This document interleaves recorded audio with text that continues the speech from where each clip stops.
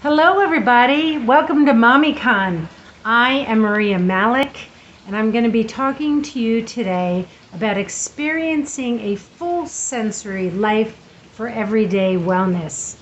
I'm a mom of 5, and I have been practicing holistic care for the past 26 years. It wasn't easy raising kids in this environment, trying to keep them healthy and doing it holistically. It's been a wonderful journey, and most people just see me now. They don't know the mountain that I had to climb. They don't know the struggles, the trials, and the errors. And believe me, there were a lot of successes and celebrations.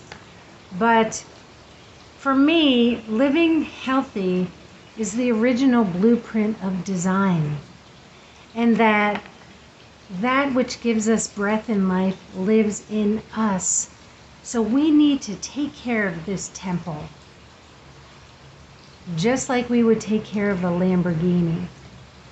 It's been a wonderful journey, and I want you to get rid of any distractions that you have right now and come on this journey of senses with me. Why is it so important to live with all our senses when most people are turning them off, are avoiding them, are medicating them? That's not how we were created. I know we have all these tasks and agendas and lists and the needs and wants of other people, but we have to take care of us first. You know that. You hear it all the time. Put the mask on you and then put it on someone else. But we were created with all of our emotions and all of our senses, and they're here to serve us, not hurt us. Can you imagine driving a car without your signals? You might be able to get around town for a little bit, but eventually you're going to crash. And that's the same thing with our bodily emotions and senses. We were created with them for a reason. So stop trying to turn them off or put them on the back burner. Experience them. I'm a feeler. The good, the bad, the ugly, the sad. Nobody likes to feel sadness or depression, but oftentimes those are teaching us things. And trust me, I've been through so many different kinds of health and wellness protocols. My kids are now so adaptable. And I think one of the most important things that I was able to teach them was how to manage their emotions, how to get through life with grace and ease, and how to overcome the things that seem like mountains. So our senses are phenomenal. And I'm going to give you a few ways in which you can enrich your own senses and feel like you're really living. You're really in touch. You're in touch with nature. You're in touch with yourself. You're in touch with the Creator. Because it's also through our senses and emotions that the Creator communicates with us. Isn't that exciting? I love it. So, as you can see, this backdrop behind me, a friend of mine painted for a party we were having for my son who was getting married. And we thought this would be a cool backdrop for people to take pictures in front of. And I thought I would love to have it all the time, because then on the other side, the light is streaming through, you can't see out, there's some privacy, and it's really fantastic. Here are some of the things that you can do to live life more fully with your senses. As you can see, and I'm even gonna kind of give you a little tour of the rest of my lanai. Do you see all the, I have so much color and things to stimulate my senses and things for me to enjoy. You have to create a sanctuary out of your home.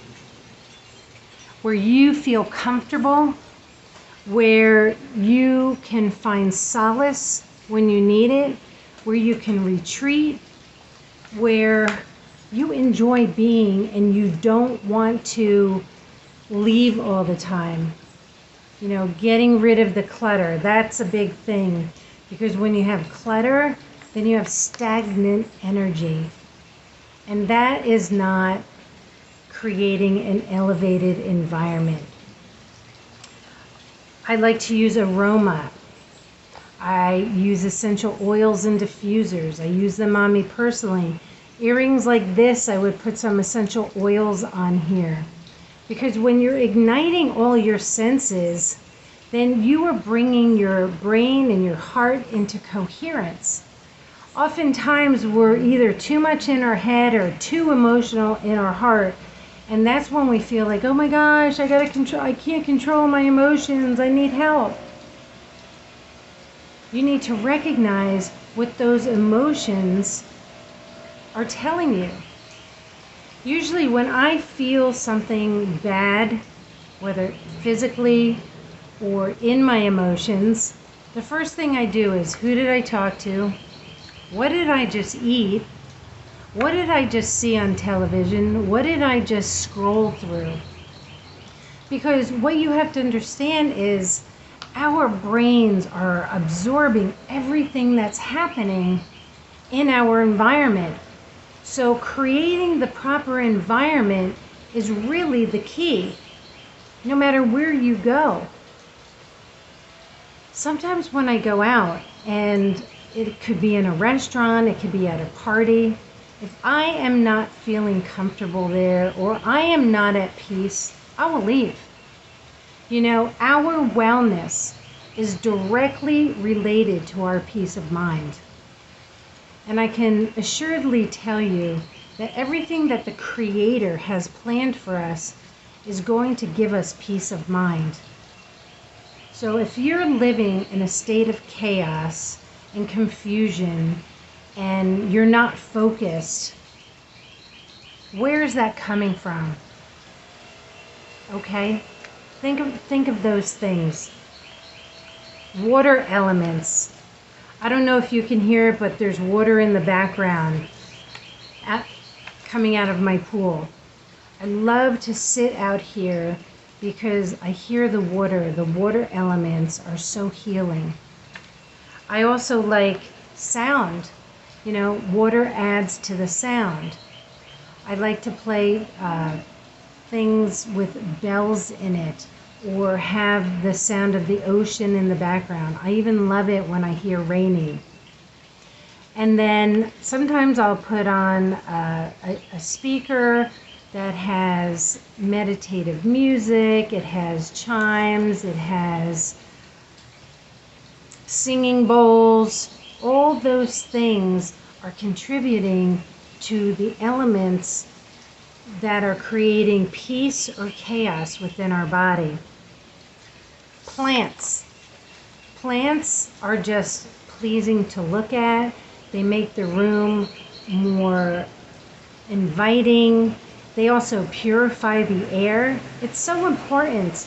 You know, if you're breathing air that is not clean and clear, and you know there's a lot of dust and whatnot, that's going to contribute to your wellness as well, and to you not being able to live life fully.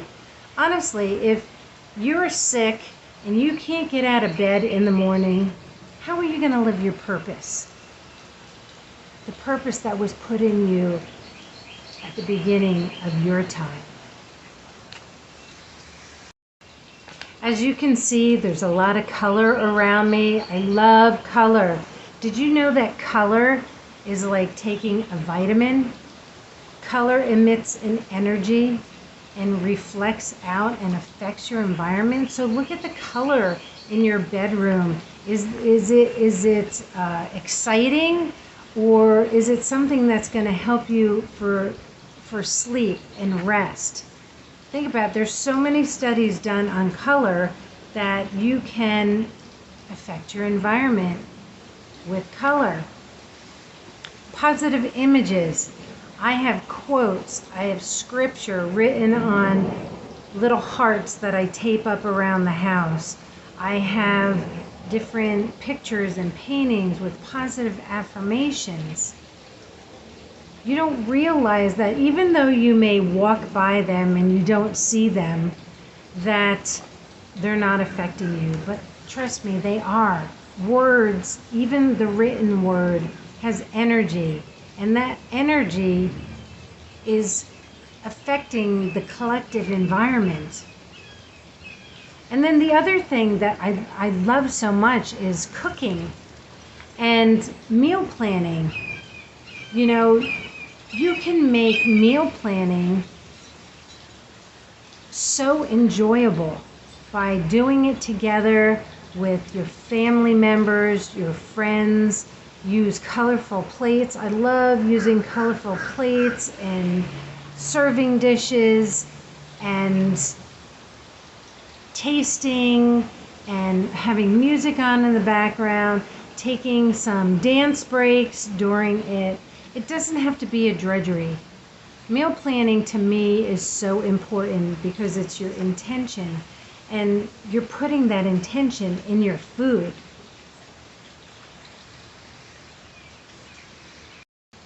I also like to drink water or, other uncarbonated drinks out of fun glasses. When we celebrate, we bring out the good china. Why just bring it out for special occasions? Use it all the time.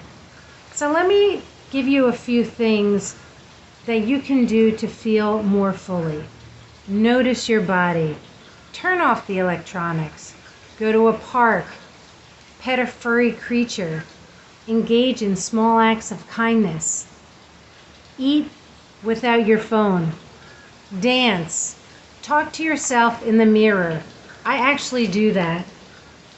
Climb a tree. Get a new perspective on your environment. Walk barefoot. You hear that all the time.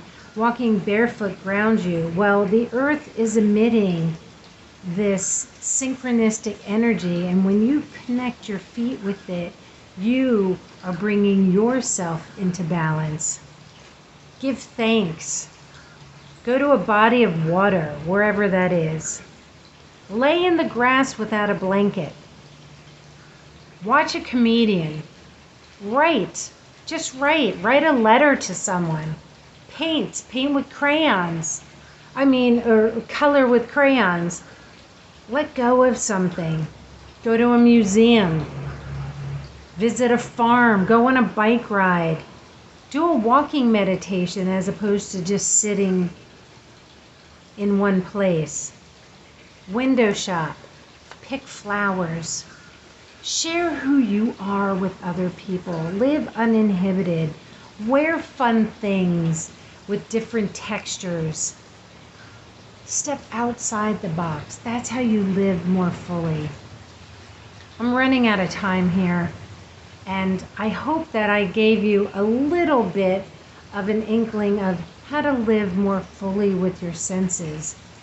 It's through our smells, our sights, and hearing that we are going to affect not only our lives, but lives of everybody around us. Get out in the sunshine. The sun works on us like it does plants. It actually helps us grow. I love the Lord so much, and He gave us all these things. Use them. Use them for your benefit. Stop overthinking things. Stop spending so much time worrying about things that may never happen or that you can't change. That's a part of your self-care. And that too is living with all your senses, because sometimes you have to filter them and tone them down. And lastly, just take time. Take time and spend it with the Father, because you will hear the desires of His heart and make them the desires of your heart. I do have a couple of freebies for you. I have 2 ebooks, and I also have a 30-minute discovery session where you could see if maybe you might want to work with me, uncovering some issues that you have and seeing what your level of commitment is. Thank you so much for listening and taking the time with me. The time really went fast, and I'm over the time anyway. Thank you so much. You honor me by being here, and I hope that one day we'll get a chance to meet and we'll be able to have a deeper conversation about how to live more fully with all your senses. Thank you for coming to Mommycon.